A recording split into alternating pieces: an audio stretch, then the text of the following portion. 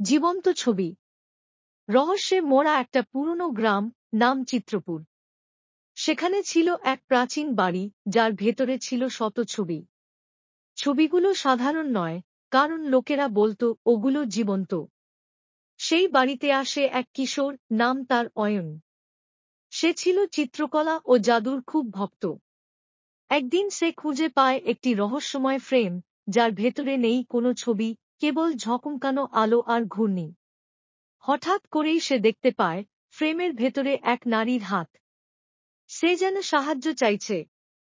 অয়ন হাত বাড়িয়ে দেয়, আর ঠিক তখনই তার চারপাশ ঘিরে ফেলে এক বিকট হাত, যেন কোনো দানবের। সে বুঝতে পারে এটি কোনো সাধারণ ফ্রেম নয়, এটা চিত্রলোকের দরজা, এক অন্য জগৎ, যেখানে ছবির চরিত্ররা বাস্তবে রূপ নেয়। চিত্রলোকের রানী ছিল একবার পৃথিবীর মানুষ, তার নাম ছিল সার্স বউ। সে একসময় এত সুন্দর ছবি আঁকত যে তার আঁকা চরিত্ররা জীবন্ত হয়ে উঠত।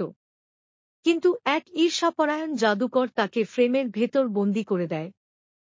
অয়ন বুঝে যায় তার কাজ শুধু নিজের প্রাণ বাঁচানো নয়, তাকে সার্স বউকে মুক্ত করতেই হবে, নয়তো সেই জাদুকর ছবির দুনিয়া থেকে ছড়িয়ে পড়বে বাস্তব দুনিয়ায়। অয়ন সাহস নিয়ে ঢুকে পড়ে চিত্রলোকে, যেখানে প্রতিটি ছবির ভেতরে লুকিয়ে আছে এক একটি জাদুর রহস্য।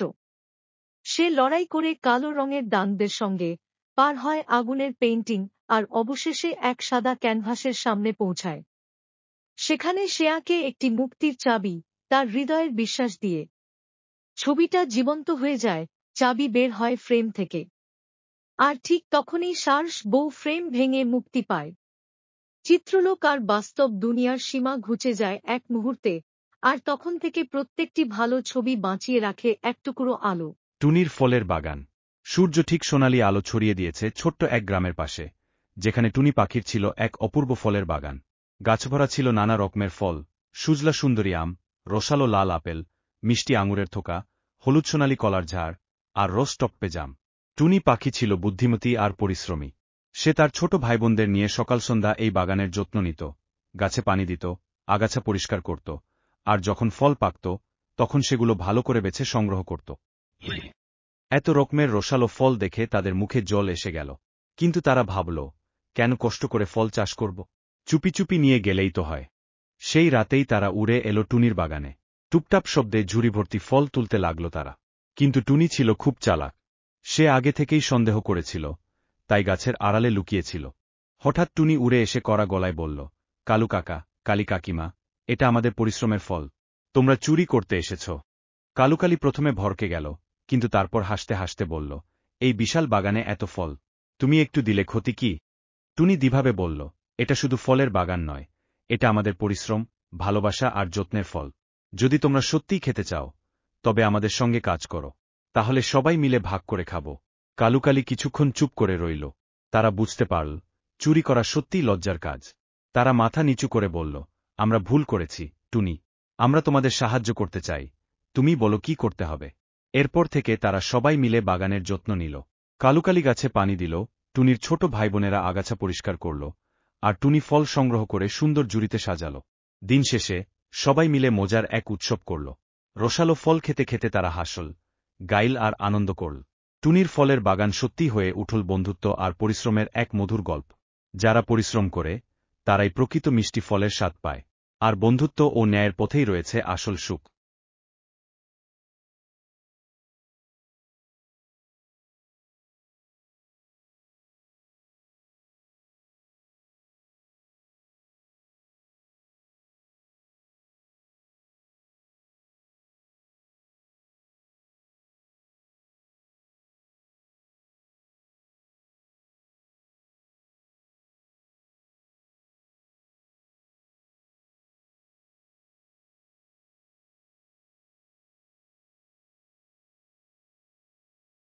যেমন কর্ম, তেমন ফল। অনেক দিন আগে এক সুন্দর গ্রামে বাস করত দুই বোন, সুধা ও মাধবী। সুধা ছিল কোমল হৃদয়ের, পরিশ্রমী ও উদার। বিপরীতে মাধবী ছিল অলস, স্বার্থপর ও রূঢ় স্বভাবের। গ্রামের পাশে ছিল এক সবুজ বন, যেখানে নানা রঙের পাখিরা ডানা মেলে ও ছোট্ট ঝর্ণার জল সঙ্গীতের মতো বয়ে যেত। একদিন সেই বনপথ ধরে এক বৃদ্ধা গ্রামে এলেন। তিনি ছিলেন ক্লান্ত, ক্ষুধার্ত, আর তার পোশাক ছিল ধুলোমলিন। বৃদ্ধা প্রথমে মাধবীর বাড়ির দরজায় কড়া নাড়লেন। দরজা খুলে মাধবী বিরক্ত মুখে বলল, তুমি এখানে কি চাও? বৃদ্ধা মিনতি করে বললেন, মা, আমি সারাদিন কিছু খাইনি, একটু খাবার দেবে? মাধবী অবজ্ঞা ভরে বলল, আমার কাছে খাবারের অভাব আছে, তোমার জন্য কিছু দিতে পারবো না। যাও অন্য কোথাও, বলে দরজা বন্ধ করে দিল। বৃদ্ধা দুঃখ ভারাক্রান্ত মনে চলে গেলেন সুধার বাড়ির দিকে। সুধা দরজা খুলে বৃদ্ধাকে দেখে মমতায় জিজ্ঞাসা করল, মা, আপনি তো খুব ক্লান্ত লাগছেন, আসুন, একটু বসুন, আমি এখনই খাবার নিয়ে আসছি। সে বৃদ্ধাকে যত্ন করে খেতে দিল, পরিষ্কার কাপড় দিল, আর নিজের উঠোনের আমগাছের নিচে বিশ্রাম করতে বলল। বৃদ্ধার চোখে জল এসে গেল। তিনি হাত তুলে আশীর্বাদ করলেন, তোমার হৃদয় সোনার মতো উজ্জ্বল, মা। আমি তোমাকে এক আশীর্বাদ দিচ্ছি, তুমি যখনই কোনো ভালো কাজ করবে, তোমার জীবন সৌভাগ্যে ভরে উঠবে। পরের দিন থেকেই আশ্চর্য ঘটনা ঘটতে লাগলো। সুধার ছোট্ট সবজি বাগান অপূর্ব ফসলে ভরে উঠল, তার গৃহস্থালীর কাজে সাফল্য আসতে লাগলো, আর গ্রামের মানুষ তাকে আরো ভালোবাসতে লাগলো। অন্যদিকে মাধবীর জীবনে অদ্ভুত দুর্ভোগ নেমে এল। তার ক্ষেতের ফসল শুকিয়ে গেল, তার গরু অসুস্থ হয়ে পড়ল, আর তার ঘর বাড়ির জিনিসপত্র একে একে নষ্ট হতে লাগলো। গ্রামের লোকেরা তাকে এড়িয়ে চলতে লাগলো, কারণ তার ব্যবহার কারো প্রতি ছিল না আন্তরিক। এত দুর্ভোগের পর একদিন মাধবী বুঝতে পারল, সে যা করেছে তারই ফল সে পাচ্ছে। একদিন সকালে সে সুধার কাছে গিয়ে বলল, বোন, আমি আমার ভুল বুঝতে পেরেছি, আমি বদলাতে চাই। সুধা হাসি মুখে বলল, তাহলে দেরি কেন? চল, আমরা একসঙ্গে ভালো কাজ করি। সেদিন থেকে মাধবী ধীরে ধীরে বদলাতে শুরু করল। সে মানুষের উপকার করতে লাগল, উদার হতে শিখল। আর কিছুদিনের মধ্যেই তার দুর্ভাগ্য কেটে গেল। ভালো কাজের ফল ভালোই হয়, আর খারাপ কাজের পরিণতি একদিন ফিরে আসে। তাই আমাদের সবসময় সততা, উদারতা ও ভালোবাসা দিয়ে জীবনকে সুন্দর করে গড়ে তুলতে হবে।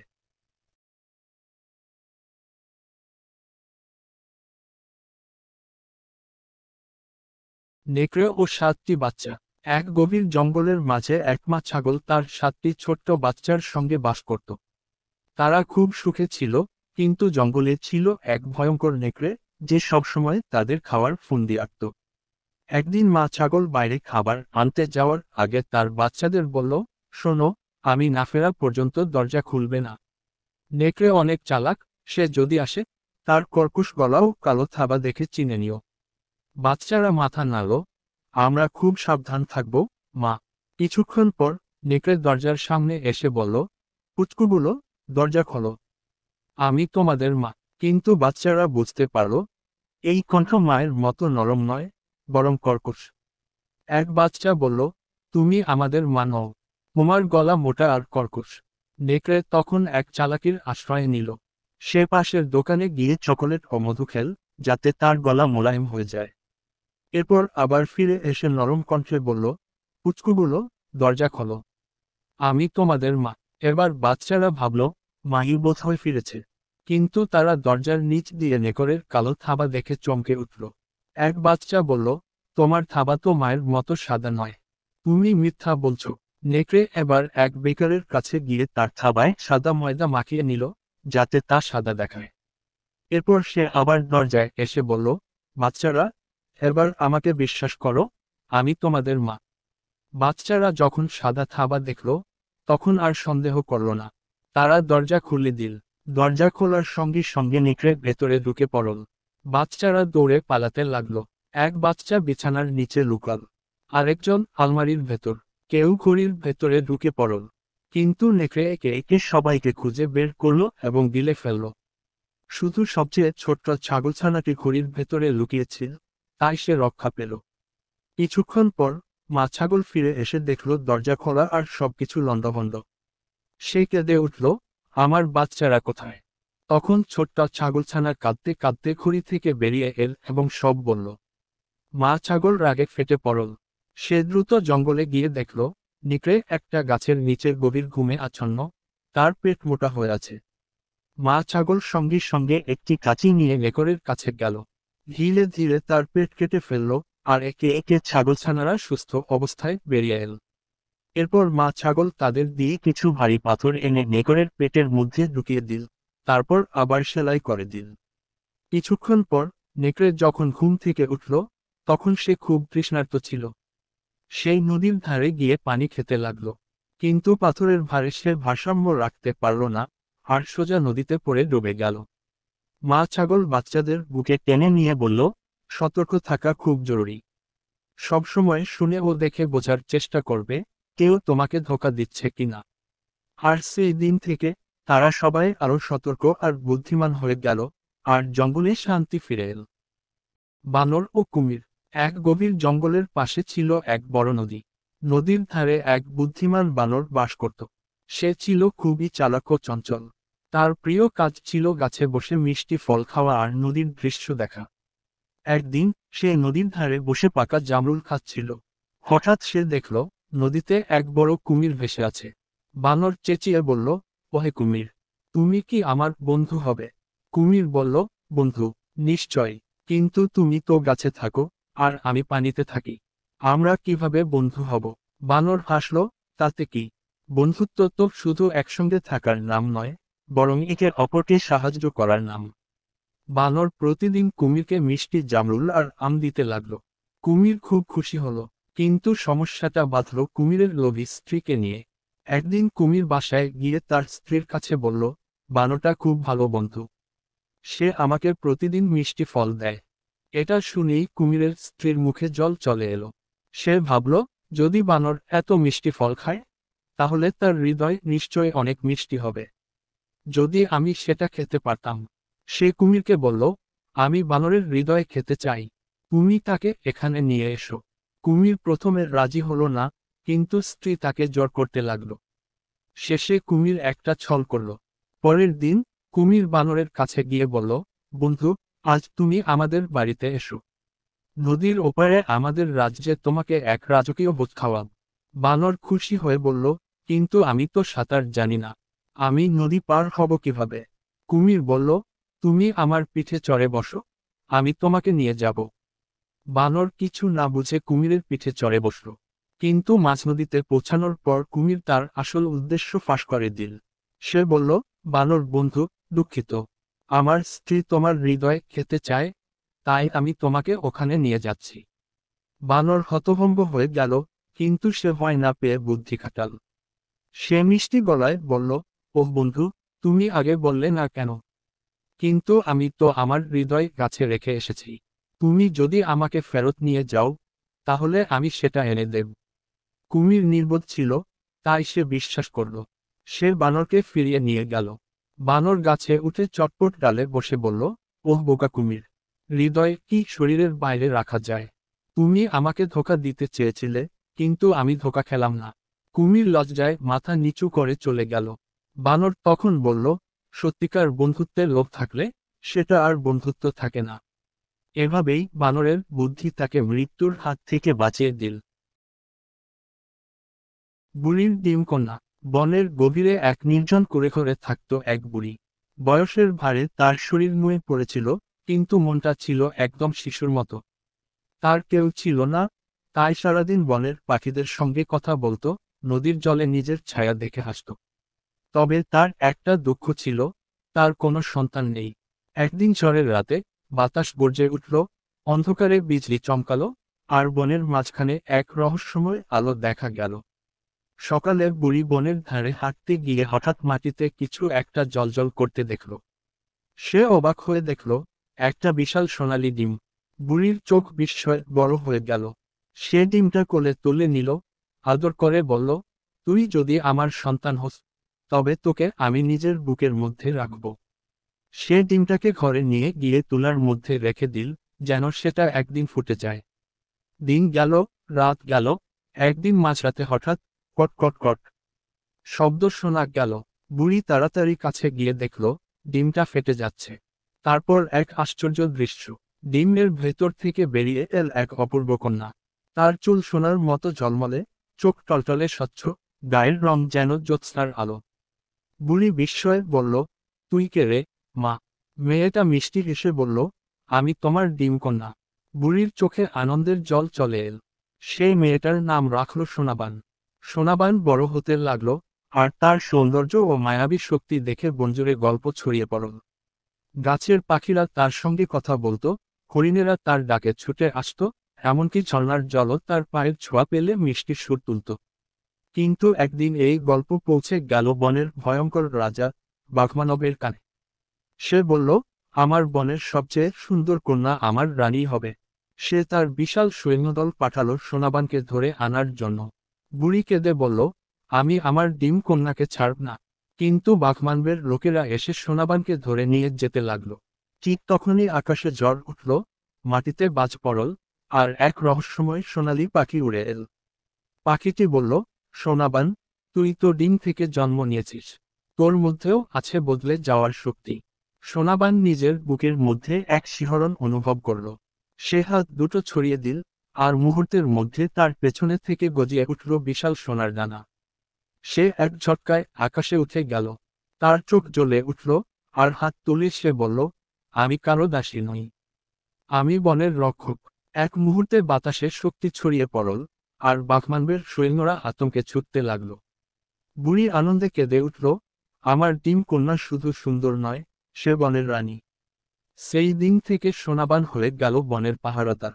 কেউ আর দুর্বলকে আঘাত করতে পারত না, অন্যায় করতে পারত না। বুড়ি তার কুঁড়েঘরেই রইল, কিন্তু এবার সে একা ছিল না। তার ডিম কন্যা, বনের রানী, সোনার ডানা মেলে প্রতিদিন আকাশে উড়ে বেড়াত, বনের সুখ শান্তির পাহারা দিত। আর বনের সব প্রাণীরা তাকে ডাকত, আমাদের সোনার পরী, আমাদের ডিম কন্যা।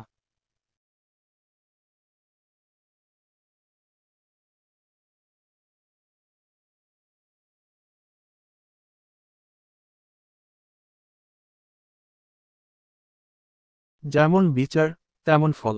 এক সময় এক গভীর বনে বাস করত এক গর্বিত ও নিষ্ঠুর সিংহ। সে ছিল বনের রাজা, কিন্তু তার শাসন ছিল অত্যন্ত কঠোর। বিনা কারণে ছোট প্রাণীদের ভয় দেখানো, তাদের খাবার কেড়ে নেওয়া, এসব ছিল তার নিত্যদিনের কাজ। অন্য প্রাণীরা তার সামনে কাঁপত, কিন্তু মনে মনে তার প্রতি ঘৃণা পোষণ করত। একদিন এক বৃদ্ধ খরগোশ তার সামনে এল। খরগোশটি দুর্বল হলেও বুদ্ধিমান ছিল। সে সিংহকে বলল, হে মহারাজ, শক্তি দিয়ে রাজত্ব টিকে থাকে না, ন্যায়বিচারী রাজাকে মহান করে তোলে। সিংহ হেসে বলল, আমি শক্তিশালী, আমি আইন, আমার ইচ্ছাই ন্যায়। সিংহ তার কথা শুনে রেগে গিয়ে খরগোশকে বন থেকে বের করে দিল। বনের অন্যান্য প্রাণীরাও জানত, সিংহ কোনোদিন ন্যায়ের পথে হাঁটবে না। কয়েকদিন পর এক অচেনা শিকারী দল বনে এল। তারা অনেক ফাঁদ পেতে রাখল, আর বনের প্রাণীরা সবাই সিংহের কাছে গিয়ে সাহায্য চাইল। কিন্তু সিংহ গর্বভরে বলল, আমি কখনো কারো সাহায্য নিই না, আমার ভয় পাওয়ার কিছু নেই। সেদিন রাতেই সিংহ একটি ফাঁদে পড়ে গেল। সকালে সে দেখল, সে শক্ত ফাঁসে আটকা পড়েছে। বনের প্রাণীরা দূর থেকে দাঁড়িয়ে দেখছিল, কিন্তু কেউ সাহায্য করতে এল না। কারণ সবাই মনে মনে ভাবল, সিংহ যদি আমাদের কষ্টের সময় অবহেলা করে, তবে আমরা কেন তাকে সাহায্য করব। অবশেষে সেই বৃদ্ধ খরগোশ সামনে এল এবং বলল, তুমি যেমন শাসন করেছ, তেমনই ফল পেয়েছ। যদি তুমি প্রাণীদের ভালোবাসতে, তবে আজ তারা তোমাকে বাঁচাতে আসত। শিকারীরা এসে সিংহকে বন্দি করে নিয়ে গেল। বনের প্রাণীরা নতুন করে এক ন্যায়ের শাসক বেছে নিল এবং শান্তিতে বসবাস করতে লাগল। যেমন কর্ম, তেমন ফল। অন্যদের প্রতি যেমন ব্যবহার করো, সময় এলে তেমনটাই ফিরে আসবে।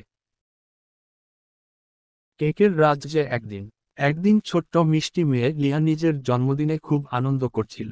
মা তার জন্য এক বিশাল চকোলেট কেক বানিয়েছিলেন, আর বন্ধুরা সবাই এসেছিল তাকে শুভেচ্ছা জানাতে। কিন্তু কেক কাটার সময় হঠাৎই এক অদ্ভুত ঘটনা ঘটল। যেই লিয়া ছুরিটা কেকের ওপর রাখল, অমনি কেকের মাঝখান থেকে এক সোনালি আলো বেরিয়ে এলো। চোখের পলকে লিয়া দেখতে পেল, সে আর তার বন্ধুরা এক জাদুময় রাজ্যে চলে এসেছে, এক রাজ্য যেখানে সবকিছু কেকের তৈরি। লিয়া চারপাশে তাকিয়ে দেখল, রাস্তা বিস্কুটের মতো মচমচে, ঘরবাড়ি ছিল নরম স্পঞ্জ কেকের মতো, নদীতে বয়ে চলছিল গলিত চকোলেট, আর আকাশ থেকে তুষারের বদলে ঝরছিল চিনি ও রংবেরঙের কনফেটি। একটু পর তারা দেখতে পেল এক ছোট্ট বেগুনি রঙের কেক পরি তাদের দিকে উড়ে আসছে।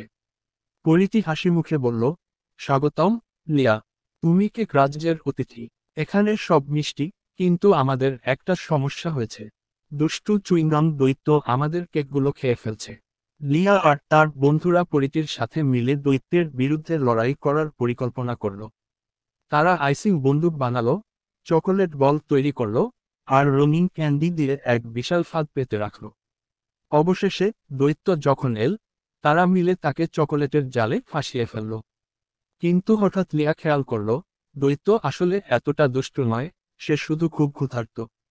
তাই লিয়া রাজ্যের সবাইকে নিয়ে এক বিশাল কেক উৎসবের আয়োজন করল, যেখানে সবাই মিলে কেক খেতে পারবে। দৈত্য আনন্দে কেঁদে ফেলল এবং বলল, আমি আর কখনো কেক রাজ্যের ক্ষতি করব না। এরপর থেকে কেক রাজ্যের সবাই সুখে শান্তিতে বসবাস করতে লাগল। হঠাৎ লিয়া চোখ খুলল। সে দেখতে পেল, সে আবার তার জন্মদিনের পার্টিতেই ফিরে এসেছে।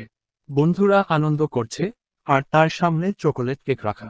সে বুঝতে পারল, এই ছিল এক মজার স্বপ্ন। কিন্তু অবাক করার মতো বিষয় হলো, তার হাতে তখনও এক ছোট্ট চকোলেটের টুকরো ছিল, যা কেক রাজ্যে খাওয়ার আগেই সে রেখেছিল। লিয়া মুচকি হাসল। হয়তো কেক রাজ্য সত্যি ছিল।